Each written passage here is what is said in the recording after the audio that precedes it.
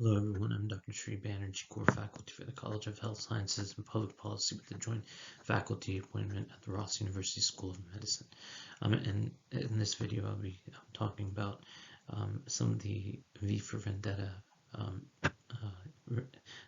events as they took place.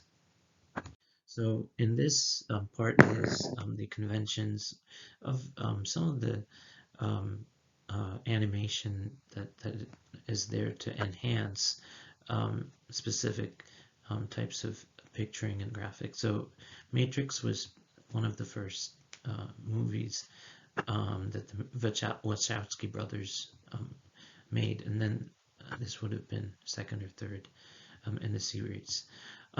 So clearing these differences in the older rhetoric versus newer has been taking place with the Wachowskis brothers. So if you look through 2 decades of their work, it's pretty interesting. V for Vendetta. This was the movie, and here's one of the poems. Remember the 5th of November, the gunpowder, treason, and plot. I know of no reason why gunpowder treason should ever be forgotten. And then it goes on to say Guy Fawkes 'twas his intent to blow up king and parliament. 60 barrels were laid below to prove old England's overthrow. By God's mercy he was catched with a dark lantern and light match. Holler boys, let the bell something. Holler boys, God save the Queen. So he was a real Guy Fawkes individual. Here's the portrait of Guy Fawkes preparing to blow up Parliament. And that was the year 1850, by the way. So here's the poem with quite an enhancement and difference from the original poem. Good evening, London. Allow me first to apologize for this interruption. I do, like many of you, appreciate the comforts of everyday routine, the security of the familiar, the tranquility of repetition. I enjoy them as much as any bloke, but in the spirit of commemoration whereby those important events of the past, usually associated with someone's death or the end of some awful but bloody struggle, a celebration of a nice holiday.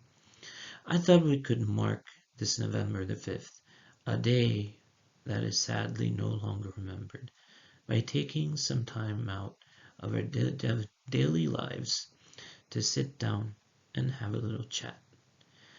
There are, of course, those who do not want us to speak. I suspect even now orders are being shouted into the telephones, and men with guns will soon be on their way. Why? Because while the truncheon may be used in lieu of conversation, words will always retain their power. Words offer the means to meaning, and for those who will listen, the enunciation of truth. And the truth is, there is something terribly wrong with this country, isn't there? Cruelty and injustice, intolerance and oppression. And where once you had the freedom to object, to think and speak as you saw fit, you now have censors and systems of surveillance coercing your this part is missing, soliciting your submission. How did this happen? Who's to blame? Well, certainly there are those more responsible than others, and they will be held accountable. But again, truth be told, if you're looking for the guilty, you need only look into a mirror. I know why you did it. I know you were afraid. Who wouldn't be? War, terror, disease. There were a myriad of problems which conspired to corrupt your reason and rob you of your common sense. Fear got the best of you, and in your panic you turned to the now High Chancellor Adam Sutler. He promised you order, he promised you peace, and all he demanded in return was your silent, obedient consent. Last night I sought to end that silence. Last night I destroyed the old Bailey to remind this country of what it has forgotten. More than 400 years ago, a great citizen wished to embed the 5th of November forever in our memory. His hope was to remind the world that fairness, justice, and freedom are more than words, they are perspectives. So if you've seen nothing, if the crimes of this government remain unknown to you, then I would suggest you allow the 5th of November to pass unmarked.